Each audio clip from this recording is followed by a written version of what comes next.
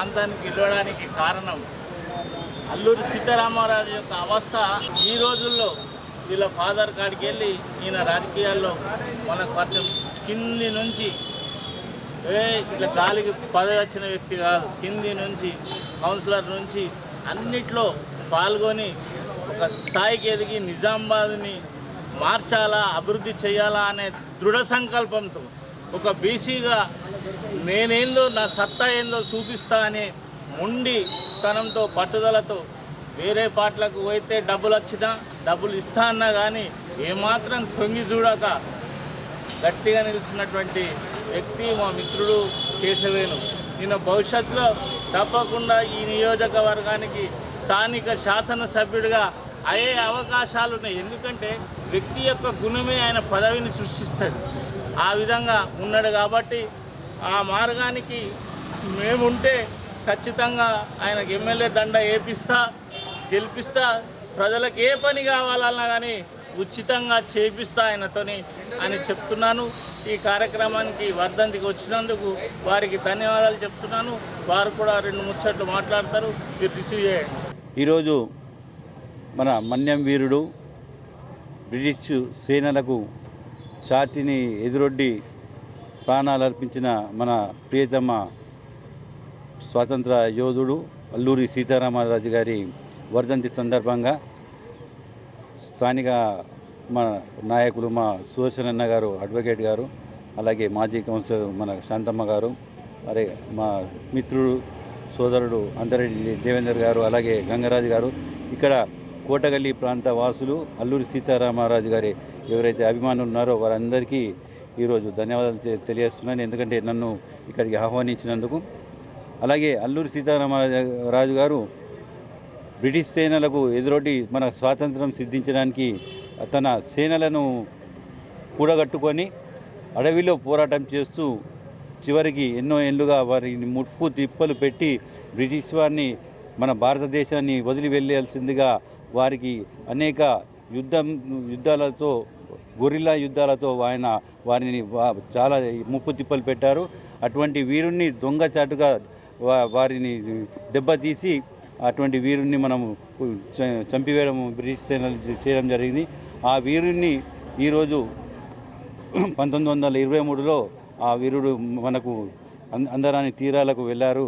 కాబట్టి ఆ వీరుడికి ఈరోజు మన నిజామాబాద్ నగరం తరపున ప్రజలందరూ, నిజామాబాద్ నగర ప్రజలందరూ అట్టి వీరుడికి సంస్మరిస్తూ ఈరోజు ఘనంగా నివాళులు అర్పిస్తూ వారికి ఆత్మశాంతి కలగాలని చెప్పి ఆ భగవంతుని మేము కోరుకుంటూ, అలాగే నాకు ఇచ్చిన ఈ అవకాశానికి ముఖ్యంగా మన సుదర్శన్ అన్న గారికి, అలాగే మన మాజీ ఎంఆర్ఓ దత్తాత్రి గారికి, ఇక్కడ స్థానిక నాయకులందరికీ ప్రత్యేక ధన్యవాదాలు తెలియజేస్తున్నాను.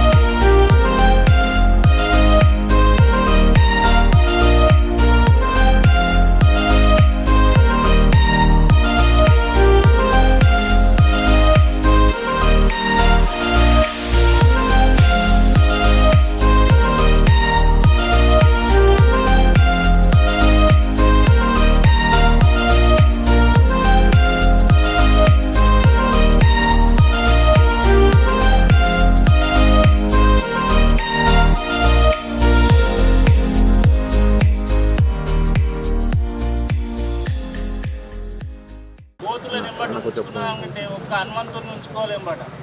సార్ హనుమంతుడు లాంటివాడు. ఎందుకంటే నేను చెప్పిన సార్ మీరు మీ మనసు ఎందుకంటే ఎంగలవు అన్న సార్ని ఎమ్మెల్యే కావాలని ఈ అల్లూరు సీతారామరాజు జయంతి రోజు ఆ రోజు అందరం సార్ రాబోయే కాలంలో కాబోయే శాసనసభ్యుడు నువ్వు టికెట్ నీకే వస్తుంది. ఎంతమంది అడ్డం పడ్డా నువ్వు హనుమంతులు లెక్క వాళ్ళు పక్కకు జరిగిపోతారు కదా. నువ్వేం వికర పెట్టు. నేను 82లో ఎన్టీ రామారావుని ఎట్లయితే మోసినాము నిన్ను మోసినాము, నిన్ను శాసనసభ్యుని చేసుకుంటాము అని చెప్పి ఇచ్చిన ప్రకారంగా మరి సార్ అల్లూరు సీతారామరాజు విగ్రహం 123 అన్న ఒక్కసారి అయితే 123వ రోజు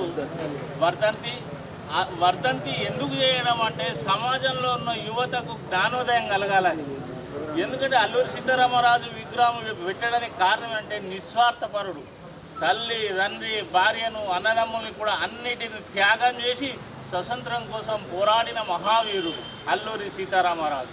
అటువంటి యొక్క జ్ఞానోదయం ఉన్నటువంటి వాడు అంత త్యాగం చేసినప్పుడు మనం సంవత్సరం ఒక్కసారి జ్ఞాపకం చేసుకుంటే యువకుల్లో ఏ ఒక్క యువకుడు ముందుకొచ్చి చెప్తే చూపిస్తే హుషారైతే లాభం జరుగుతుందనే ఆశతోని ఆనాడు ఎన్టీ రామారావు గారి ఆశీర్వాదంతో సుదర్శన్ నువ్వు అల్లూరి సీతారామరాజు పెట్టాలా, నీ జ్ఞానము నీ ఆలోచన అంతా అల్లూరి సీతారామరాజుకి అని నాకు అల్లూరి సీతారామరాజు అని పేరు పెట్టి ఈ స్టాచ్యూ పెట్టు నేను వస్తా అని చెప్పి మరి ఈ స్టాచ్యూ ఇక్కడ పెట్టడం జరిగింది. అటువంటి ఈ కోటిగల్లి ప్రాంతంలో ఆ రోజుల్లో చాలా భయంకరంగా కమ్యూనిస్టు పార్టీ ఉంది. అల్లూరి సీతారామరాజు ఢిల్లీకి వెళ్ళి వచ్చి ఇంటెలిజెన్స్ చేసారు, ఈయన పెడుతున్నాడు, ఈయన ఏంది, ఈయన కథ ఏంటి అని విచారం చేసినాక అలా తెలిసింది మనిషి వేరు సీతారామరాజు వేరు కాబట్టి నేను ఏమనద్దు అని నన్ను వదిలివేయడం జరిగింది. ఢిల్లీకి వెళ్ళి వచ్చినటువంటి సెక్యూరిటీ వాళ్ళు. అల్లూరి సీతారామరాజు సామాన్యుడు కాదు. దాని యొక్క బాటలో సార్ని నడిచి ఎవ్వరికి ఏ పని పట్ట అర్ధరాత్రి రూపాయి అడగకుండా మీ ఎమ్మటొచ్చి ఆ పని చేయడానికి సిద్ధంగా ఉన్నాడు ధన్పాల్ సూర్యనారాయణ అని నేను మీ అందరికీ తెలియజేస్తూ ఆయనని మీరు గౌరవించి మూత మోయించండి. చేతులు సపోర్ట్ కొడుతున్న లీడర్కు ఆశ ఏమిస్తారో అసలు అనేది ఏమున్నది. దయచేసి ధన్పాల్ సూర్యనారాయణ గారిని కొని మన పట్టణ అభివృద్ధి చేసుకోవడానికి ఏమేమి అవసరాలు ఉంటే వాటన్నిటికి కూడా మీరు వాడుకొని మా అన్న మా జోబులోనే ఉన్నాడు అనే విధంగా వ్యవహరిస్తూ వాడుకోవాలా, అభివృద్ధి చేసుకోవాలని యూత్ తెలియజేస్తూ మన ధన్పాల్ గారికి నాయకత్వం వర్ధిల్లాలి. ధన్పాల్ గారి నాయకత్వం వర్ధిల్లాలి. వీరుడు అల్లూరి సీతారామరాజు, వీరుడు అల్లూరి సీతారామరాజు, వీరుడు అల్లూరి సీతారామరాజు. తెలుగోడి ఖ్యాతిని ప్రపంచానికి చాటి చెప్పిన మాన్యం వీరుడు అల్లూరు సీతారామరాజు వర్ధంతి సందర్భంగా ఇందూరు జిల్లా నగర ప్రజలందరికీ కూడా శుభాకాంక్షలు మరియు వారి వర్ధంతి సందర్భంగా వారికి ఘనమైన నివాళులు అర్పిస్తూ మాన్యం ప్రజల హక్కుల కోసం అప్పటి ఆంగ్లేయుల పరిపాలనలో మాన్యం ప్రజలని అణగదొక్కే విధంగా వాళ్ళని ఒక బానిసలుగా చూస్తున్న తరుణంలో వారి హక్కుల కోసం పోరాడి ఒక రకమైన పోరాటం, ఒక డిఫరెంట్ సాయుధ పోరాటానికి నాంది పలికిన వీరుడు అల్లూరి సీతారామరాజు. ఆంగ్లేయులకు బెదరకుండా ముందే సమాచారం ఇచ్చి దమ్ము ధైర్యం ఉంటే ఈ సమయంలో ఈ ప్రాంతంలో నేను అటాక్ చేస్తా, మీ పోలీస్ స్టేషన్ల పైన అటాక్ చేస్తా అని ముందే సమాచారం ఇచ్చి తన ధైర్య సాహసాలు మాన్యం ప్రజలకు నూరిపోసి సాయుధ పోరాటం చేసిన ఘనత అల్లూరి సీతారామరాజుకే దక్కుతుంది. వారి వర్ధంతి సందర్భంగా నేటి యువకులు, భారతదేశ పౌరులు వారిని ఆదర్శంగా తీసుకొని దేశం కోసం, ధర్మం కోసం ఏదైతే అల్లూరి సీతారామరాజు తన ప్రాణ త్యాగం చేసిండో మనమందరం కూడా దేశం కోసం సమయం వస్తే ప్రాణ త్యాగానికి కూడా వెనుకాడకుండా ధర్మం కోసం దేశం కోసం పనిచేయాలని కోరుకుంటూ ఈ కార్యక్రమంలో విగ్రహ ప్రతిష్ట ఏదైతే అల్లూరి సీతారామరాజు విగ్రహ ప్రతిష్ట కోటిగల్లీలో జరిగింది. ఏ సంవత్సరం అన్న? 87. 1987లో. అప్పటి ఆ విగ్రహ ప్రతిష్టలో ప్రముఖ పాత్ర అడ్వకేట్ సుదర్శన్ గారు పెద్దలు మరియు భారతీయ జనతా పార్టీ నాయకులు, కార్యకర్తలు, కోటుగల్లి వాసులు, పద్మశాలి సోదర సోదరిమణులందరూ కూడా ఈ కార్యక్రమంలో పాల్గొన్న వారందరికీ కూడా ధన్యవాదాలు చెప్పుకుంటూ మరొక్కసారి వర్ధంతి సందర్భంగా అల్లూరి సీతారామరాజుకు ఘనమైన నివాళులు అర్పిస్తూ భారత్ మాతాకి జై.